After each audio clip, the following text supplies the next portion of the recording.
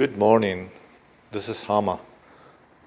So I'm going to talk about a starter which I took it out yesterday from this 1994 Ranger 3.0 V6 automatic.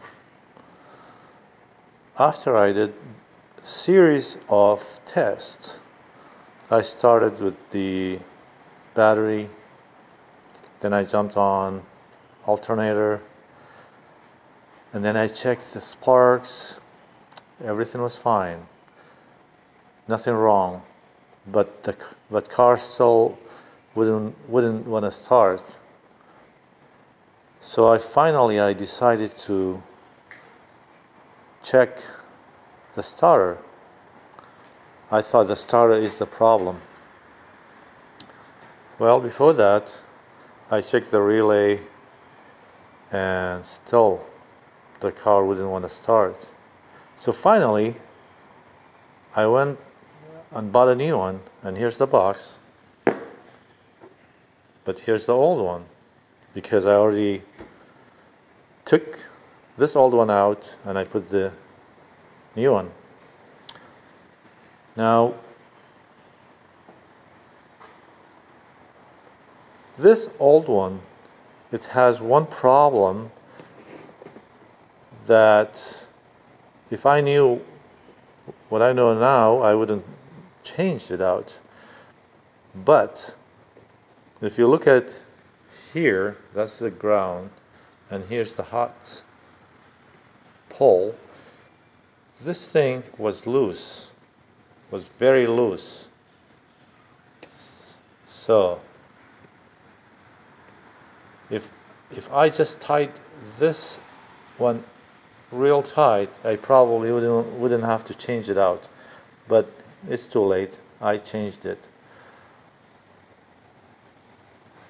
So one of the reasons that the starter, you don't want to really take it out, because it's just difficult, especially if you are not in a shop, you have a lift, you just have a,